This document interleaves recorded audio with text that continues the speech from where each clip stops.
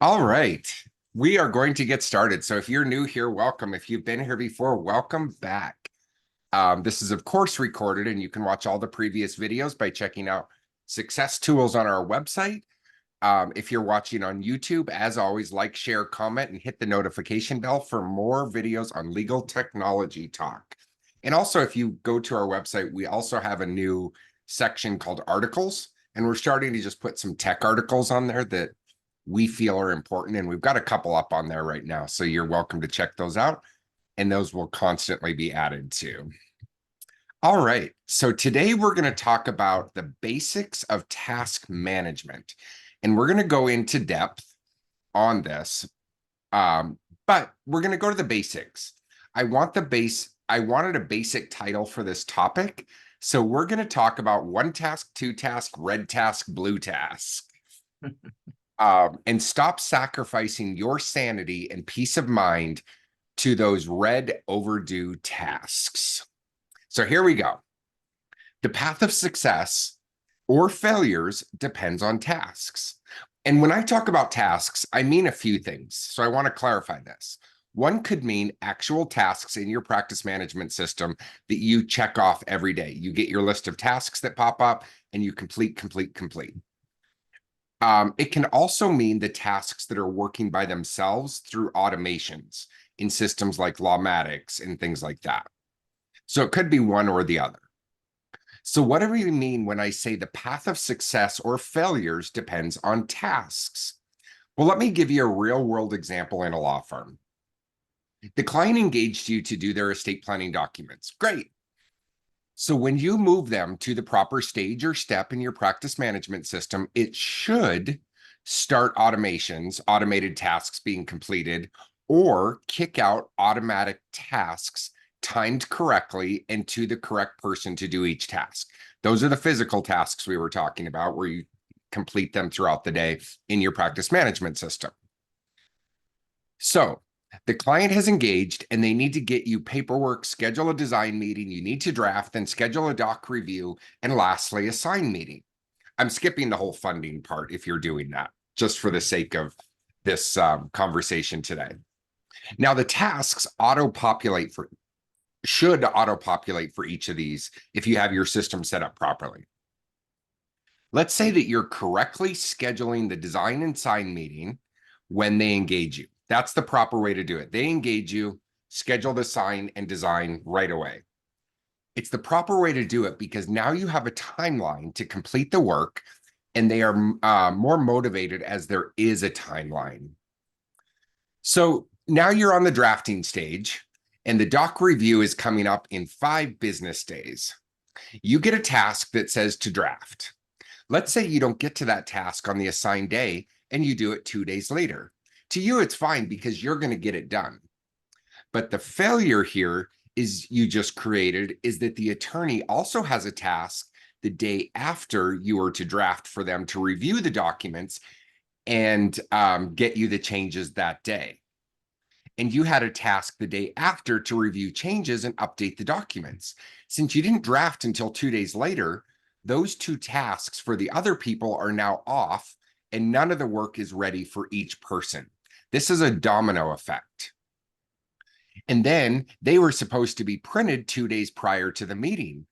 Now you're 2 days behind, and the people who are preparing the documents for the sign meeting or doc review meeting, they're scrambling to get it done. You created this domino effect that broke the process and keep the engine moving effectively and with as little stress as possible. And it just raised everyone's stress level to get it done before the sign meeting or the doc review meeting.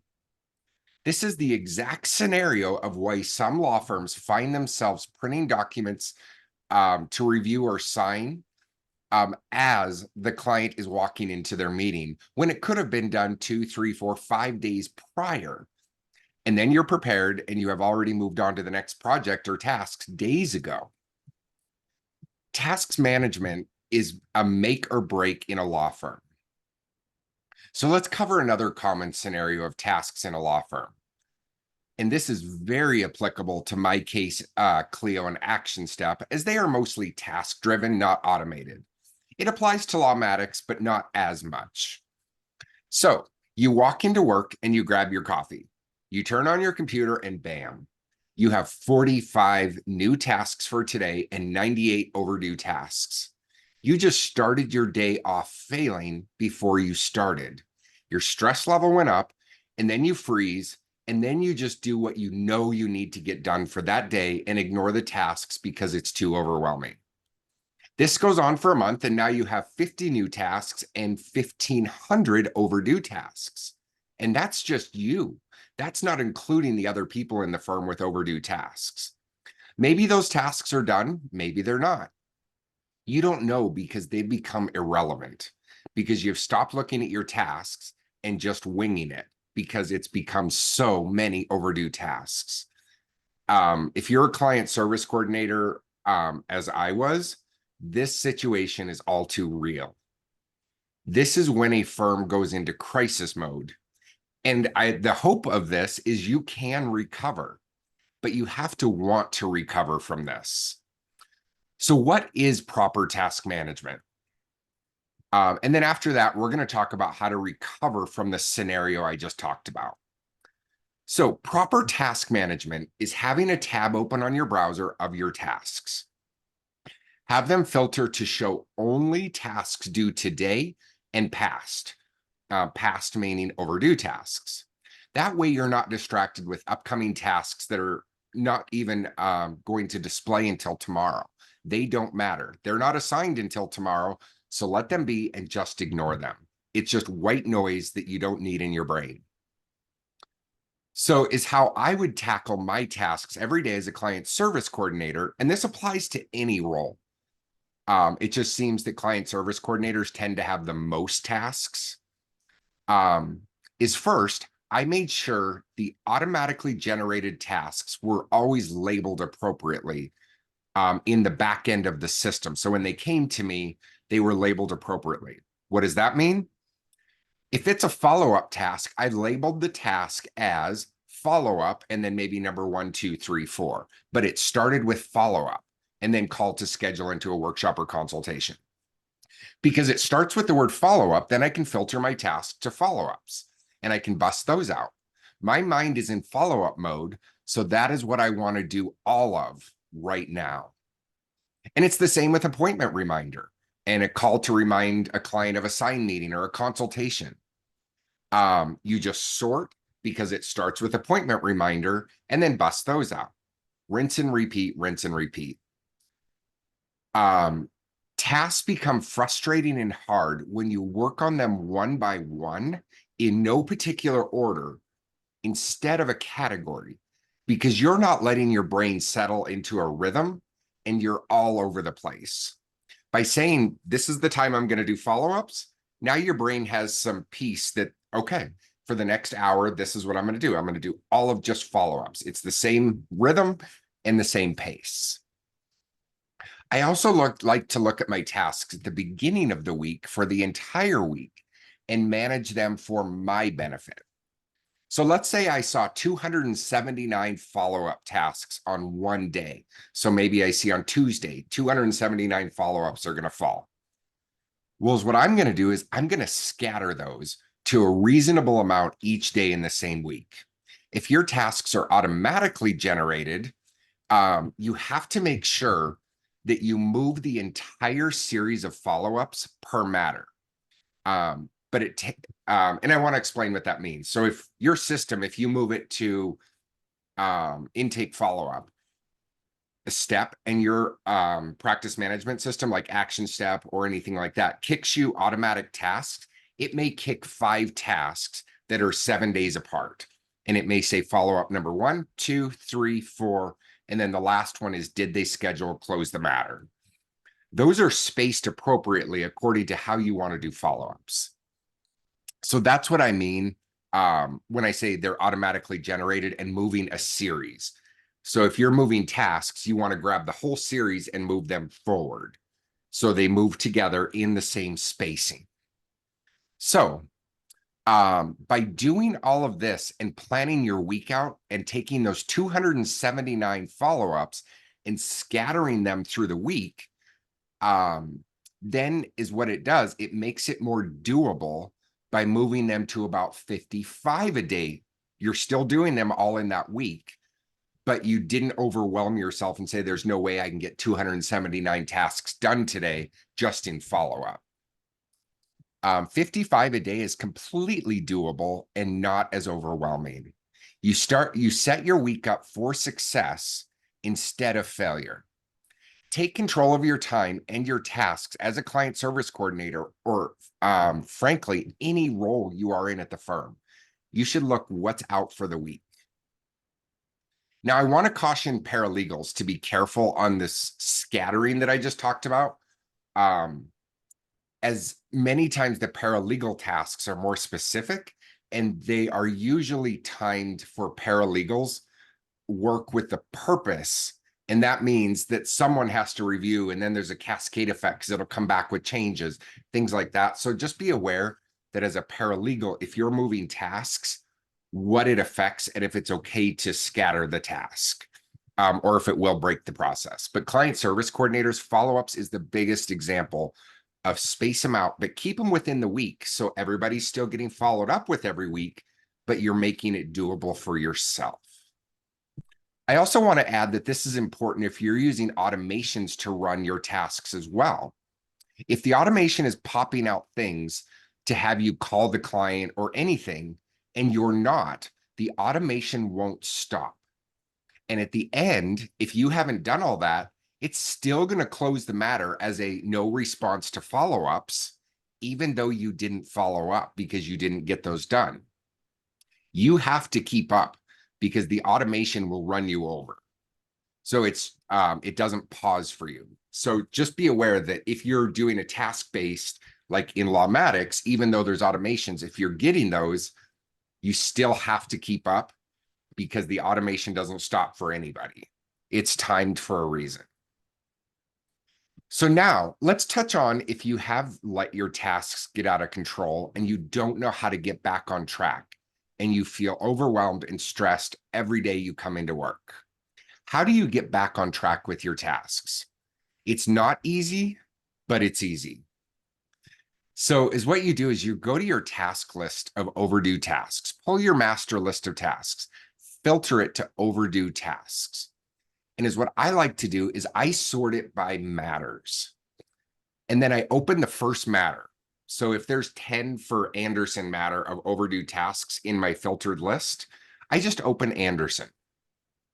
And then I go into the actual matter, into the tasks, and I adjust them. I complete them because it only takes a minute when you're in the matter.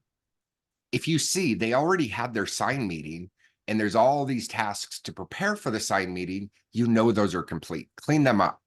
If there are 5 follow-up tasks in a series that are all overdue, move the entire series where the first task is now starting tomorrow and the other ones jump to the correct date with 1 week in between, or however you have your series set up for all of the calls 1 through 4 or 5, whatever it is. So just restart your follow-ups. It's okay. Get them back on track. Maybe you made a call to them and you don't know, so you just want to get back on track with your tasks. Just start with call number 1 again. They'll say no if they don't want you to call them again. And then you do this again for the next matter in your overdue tasks. And you will see your master overdue task list shrink quickly, because when you clean up a matter, it could clean up 35 tasks just in one matter. Go back and refresh your master list, and it just decreased by 35 tasks because you cleaned up one matter. Now do another matter and keep going until you have no overdue tasks.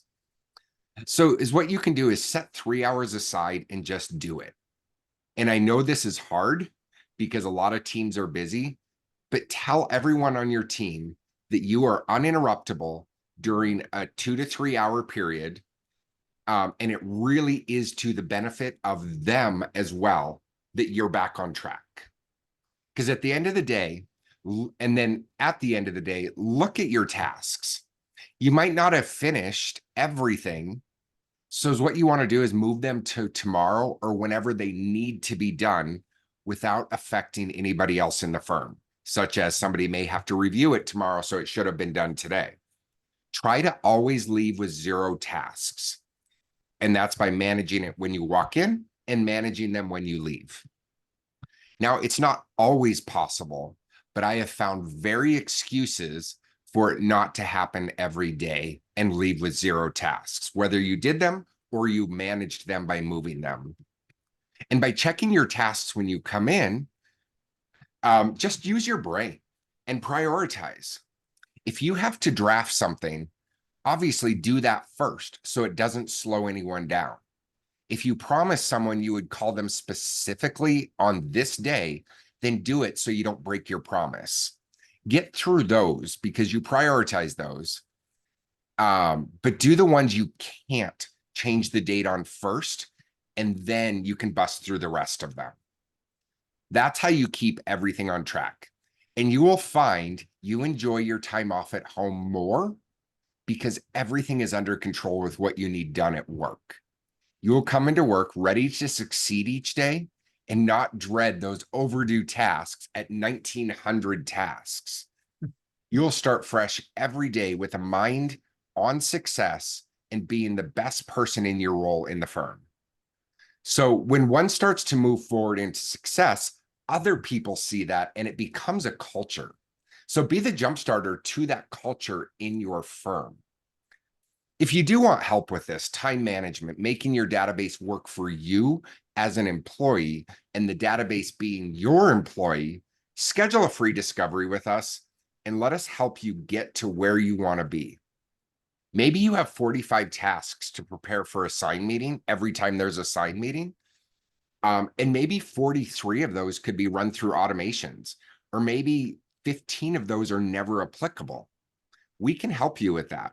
Why keep struggling through every day when efficiency can be implemented to make your life and the firm's life easier and free up space to bring in more clients, more revenue, more bonuses, more raises, and on and on and on.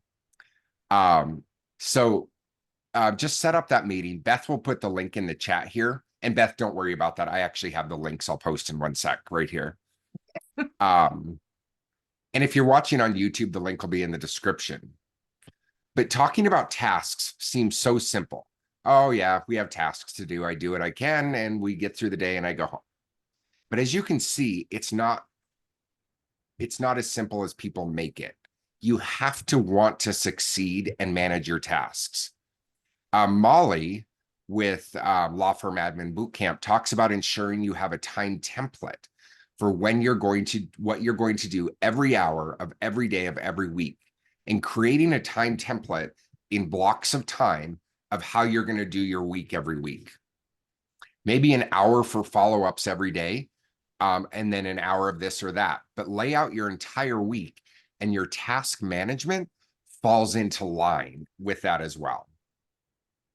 So then also don't forget to get the free client goal calculator version 2 to set goalposts of how many initial calls, workshop attendees, consultations, and signed agreements you need to hit to keep the law firm in the black. Be the starting point of tasks, success in your firm, and show others how you did it and why your stress has decreased. They'll want that peace of mind too. So I am going to stop the recording and we'll go into the Q&A where you can ask about anything on this topic or just any legal technology question that you've been dying to ask. So let me stop the recording.